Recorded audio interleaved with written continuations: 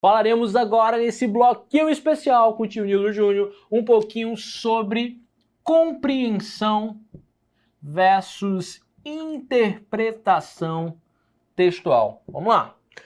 Compreensão textual, interpretação textual é a mesma coisa? Será que eles têm o mesmo valor diante da leitura de um texto, diante de uma relação própria textual?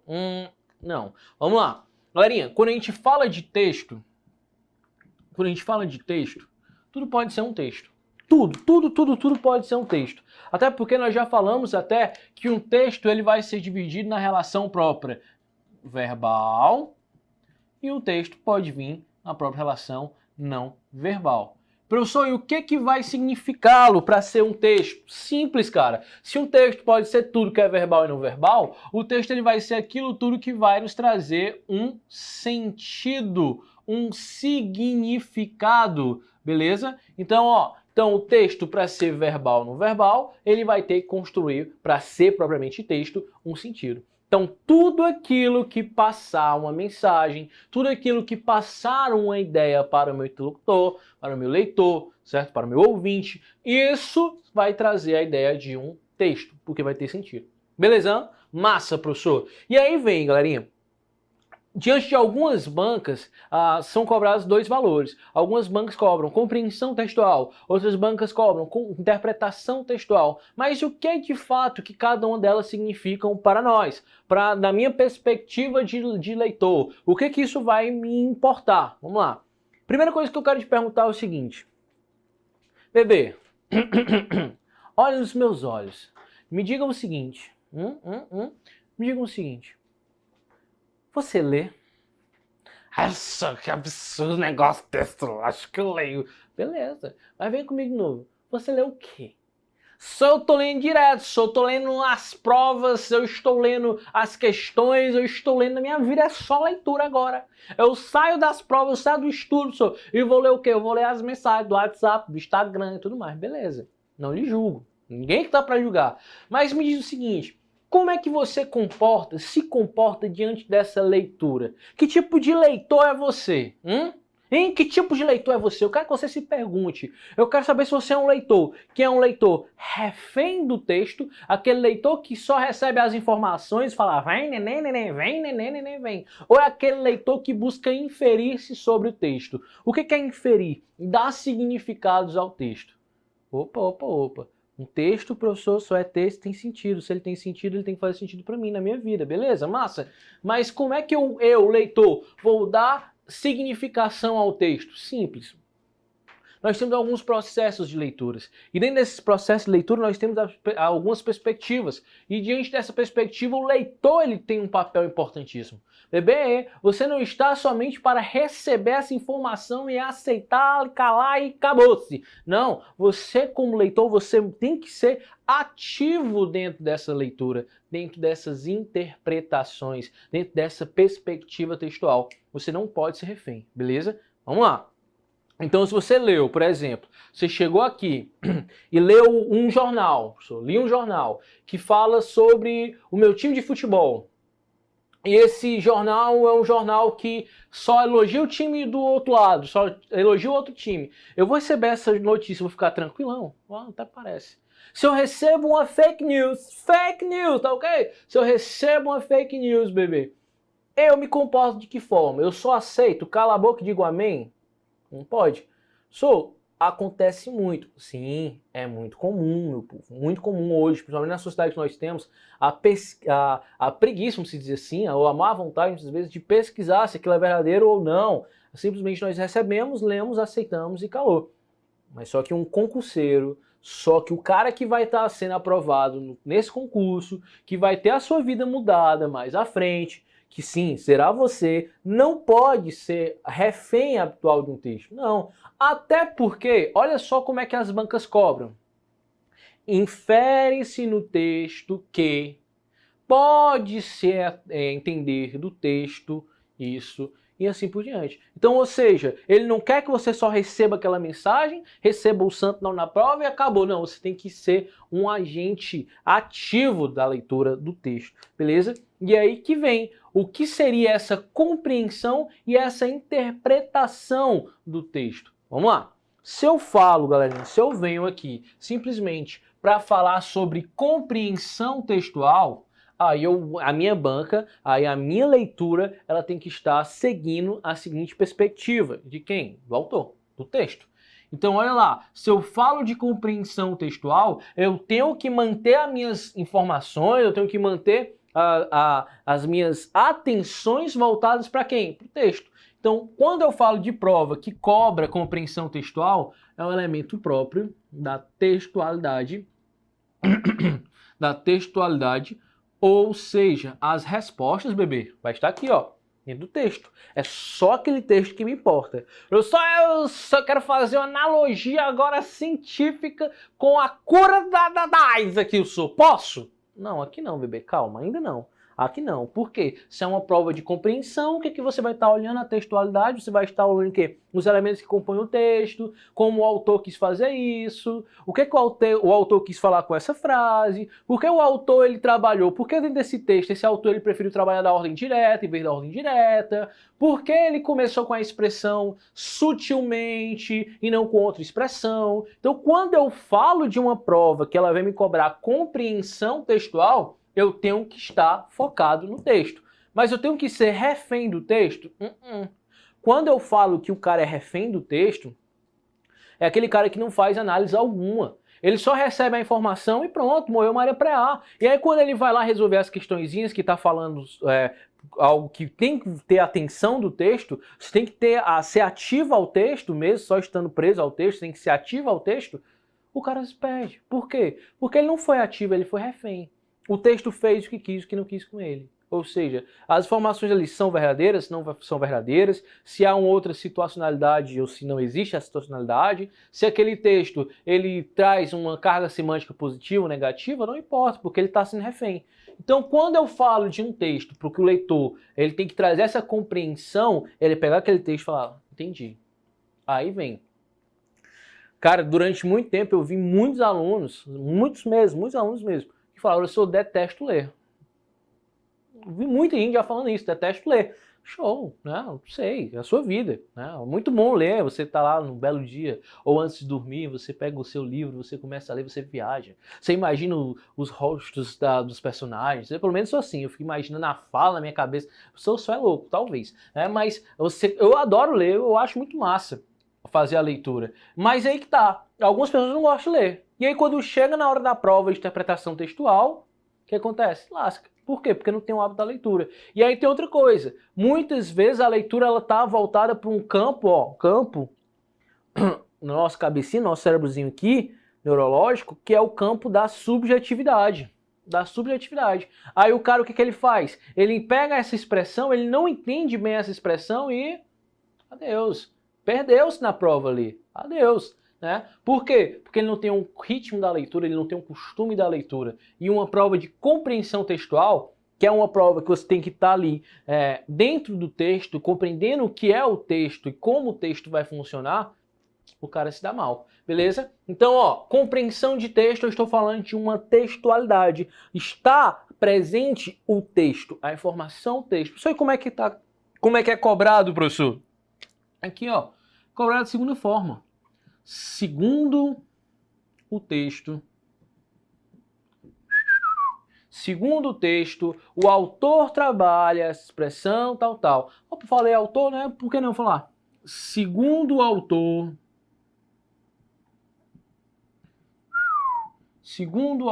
e aí vem uma dica, viu? Cuidado, quando ele fala de autor, ele é muito diferente quando ele está querendo falar de narrador. Sou a mesma pessoa, a mesma pessoa, autor e narrador, a mesma pessoa, nem precisa disso. Mentira, pessoal. Quando eu estou falando de autor, eu estou falando do cara que está escrevendo o texto. É ele que teve o processo criativo do texto. Agora, quando eu falo de narrador, é a voz desse processo criativo. Não, muitas vezes significa que seja o autor. Por exemplo, eu posso escrever aqui um conto e a qual a narradora do conto vai se chamar, sei lá, Alice. Mas eu não me chamo Alice, eu não sou Alice. Então, ó, o autor, ele é diferente do narrador. Ah, professor, eu li Machado de Assis, eu já li José Alencar, e eu pude entender que dentro das características das obras deles, eles trazem personagens que fazem a voz de autor, do narrador. É, mas o autor e o narrador é diferente. Imagine só, se Machado de Assis, Bentinho fosse o próprio Machado. Treta, né? Imagine só se Zé Alencar fosse o Peri, o índio guerreiro, o valente, né, conquistador de Ceci. Não são só. São pessoas diferentes, personalidades diferentes, são características diferentes. Então não confundir. Segundo o autor, não o narrador. Beleza?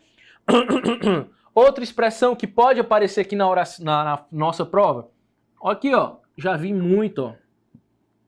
O texto informa... O texto informa, bababá, bababá, bababá. Aí você tem que dizer, eita, se o texto informa isso aqui, então tem que estar presente ao quê? Ao que está sendo escrito no texto. Sempre numa prova de interpretação textual e cai, em compreensão textual, e cai essa informação, ó, o texto informa. A mensagem está ali, bebê. Você não tem para onde correr, é a leitura. Ah, professor, é porque eu não li direito. Lê de novo. Ah, eu só li pela segunda vez, não entendi. De novo. A terceira, a quarta, até você entender, cara. Porque não é possível, o que está sendo escrito ali é feito para quê, ó?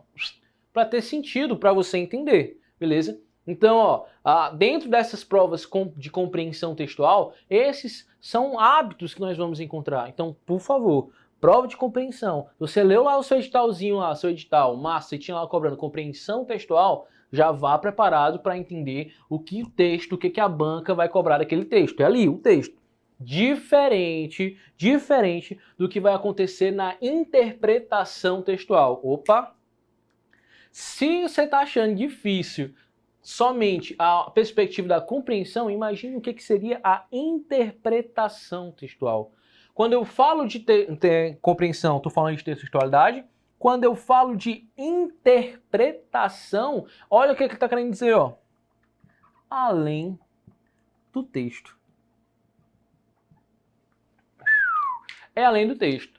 Professor, então aquele cara, aquele leitor, iniciante, inocente, quase um bebezinho que usa Pampers, corra mais fofa do mundo. Esse leitor, professor, ele vai estar bem na prova de interpretação textual?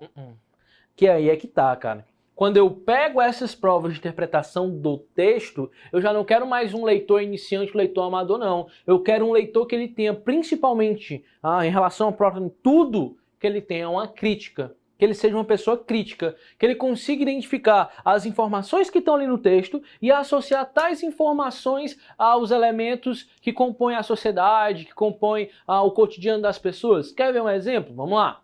Seguinte. 2020. Em 2020, marcado pela pandemia. Beleza? Marcado pelo coronavírus. Show. O cara, ele pega uma obra de Saramago chamado O Ensaio sobre a Cegueira, e aí ele começa a analisar aquela obra, e olha só como ele é um leitor ativo, um leitor esperto, experiente, ele consegue identificar falhas de políticas públicas que estão naquela obra literária, mas que ele consegue enxergar no cotidiano, no dia a dia dele. Percebe? Então olha só o que um leitor ativo faz. Ele leu essa obra aqui, ele leu esse livro e ele consegue fazer essa associação. Opa, professor, mas ele é um cara crítico. Então ele sabe fazer muito bem essa relação própria obra-realidade. Obra, autor, na voz, que é um narrador, eu lírico. Ele sabe identificar todos os elementos que compõem a construção crítica desse indivíduo para fazer a leitura dessa obra, beleza? Então, ó, quando eu falo de uma interpretação de texto, eu não vou mais ficar somente o que está no texto, eu vou além do texto. Eu vou associar aquelas informações com aquela notícia que eu li, com aquilo que eu já vivi, que eu vivenciei, enfim, vou fazer relações próprias. E é isso que as nossas bancas, elas adoram, elas cobram. E aí, se elas estão cobrando essas informações além do texto, olha só o que ela vai pedir para você, ó. Que você relacione e realize coisinha chamada inferência. Inferência. Inferir sobre o texto. Você inferir sobre o texto. Você tirar conclusões de tais perspectivas, tais ações que estão presentes no texto. Quando você faz Quando você faz tal ação, quando você supera esse papel de um leitor que está sendo refém do texto, aquele leitor que associa, que infere, opa, eu li isso aqui, eu lembrei da aula de história lá do tio Newton, lembrei da história do tio Newton, que falava sobre Getúlio Vargas, tem tudo a ver, eu estou fazendo inferência. Opa, aconteceu dessa forma, assim, assim, beleza? Então perceba que a interpretação desse texto, ele cobra essa perspectiva nossa, do nós, leitor, de entender o que é o texto, a inferência que pode ser feita, né? As deduções, eu posso deduzir o que esse autor ele queira representar para nós essa fala. Peguei um texto político, beleza? Se eu sou um leitor passivo, se eu sou um leitor comum, eu só pego aquele livro, eu só pego aquele texto que o cara escreveu e me torno refém dele. Mas se eu já sou um leitor diferenciado, sou aquele cara que busca agir sobre o texto, não deixar somente o texto agir sobre mim, eu consigo buscar inferências. Eu consigo associar, relacionar pistas e dessas pistas eu posso tomar certas conclusões. Aí eu posso falar, esse autor, ele tem perspectiva X, ele tem perspectiva Y, ele fala isso porque ele discorda de tal pensamento, ele faz assim, ele age assim porque ele já sofreu isso, aquilo. As suas obras mostram um cunho político tal, cunho, sei lá, enfim. Você vai apresentar essa relação própria, você vai deduzir, buscar dentro dessas informações algo que você possa concretizá-la. Tranquilo? Vamos lá. Outra, quando a gente fala de interpretação, nós vamos trabalhar os valores dos textos implícitos. A relação dos textos implícitos. E quando eu falo de texto implícito, eu estou falando aquelas informações que estão ocultas. Aí coisa linda, como é que acontece? As interpretações de texto, como é que os autores relacionam, professor? Eles jogam facilmente aqui, ó, segundo o texto, segundo o autor. Eles não fazem isso. Eles colocam a pergunta mais direta e dentro dos itens, aqueles itens ali, o que você pôde deduzir. As relações que estão implícitas, ocultas naquele texto, que não aparecem. E aí por isso que vem aquelas questões que pega a gente, né? Já vi muito mesmo, muitos colegas pegando um gabarito de uma prova, lendo essa prova e, eita, não é assim. Esse gabarito tá errado. Quando saía os comentários depois da própria banca, aí vinha dizendo tal coisa, por isso e aquilo. Aí o cara, não, tá errado, ainda tá errado. Não pode ser esse item. Aquele outro item tá muito próximo. E assim por diante. Então acontece muito, por quê? Porque busco aqui um leitor que fuja de ser refém de um texto, que busca essas inferências, essas deduções, essas correções, entendimentos que o texto vai nos apresentar, que vai nos relacionar. Essas informações que muitas vezes estão implícitas. Aí, bebê, professor, o que a gente tem que entender também? Vamos lá. A gente tem que entender o segundo passo. Depois que eu já me identifico com essa própria relação, eu tenho que trazer aqui, ó, esse meu texto que vai ser apresentado aqui nessa minha banca. Qual é o tipo de texto que ele vai cobrar? Ele vai cobrar um texto conotativo ou um texto propriamente denotativo. Professor lascou, que eu não sei qual é a diferença de um e do outro. Vamos lá, vem comigo. Quando a gente fala sobre um texto conotativo, pega esse Czinho e a gente pega o sentido denotativo, traz esse Dzinho aqui. Quando eu falo de linguagem conotativa e linguagem notativa, você já associa, vamos lá. Se eu falo de linguagem notativa, eu estou falando de uma linguagem real. Ou seja, os mesmos valores que eu vou encontrar ali, ó, no dicionário. Show, professor, show. Então, se eu pego no sentido denotativo, eu estou utilizando a forma da linguagem no seu significado real, tal como aparece dentro dos dicionários. Só que quando eu falo de conotativo, já é diferente. Essa diferença, ela vai... Desculpa. Essa diferença, ela vai aparecer diante de outros elementos. Como assim? Aí você vai falar, professor, o que é que eu lembrei aqui, professor? Se de sentido real, então, ó, aqui vai ter de sentido também, sentido não real, mas sentido amplo. Olha aí, que aluno maravilhoso. O cara escreve sentido amplo aí. Cor maravilhosa. Você fala o quê? Você fala um coraçãozinho, né? Ô, coração maravilhoso, professor. É lógico, evidente, sabemos que não é, né? É com essa. Mas o sentidozinho, um sem, lembrar que o conotativo ele vai trabalhar o sentido, o significado amplo, diferente daquilo do significado real, o significado restrito. Beleza? Massa? Show, professor. Então, quando eu pego, por exemplo, se aqui eu tenho um Dzão de dicionário, aqui eu vou ter o Czão de contos. Contos de fadas, por exemplo. A Chapeuzinho Vermelho. A Frozen, professor, a Frozen. A Frozen aqui, ó. Os contos, né? Então, pode ser utilizado diante dessas linguagens? Pode sim, essas expressividades. Beleza? Mas só que aí há outra relação. Se eu estou falando de um texto conotativo, eu já tenho que ter uma outra atenção.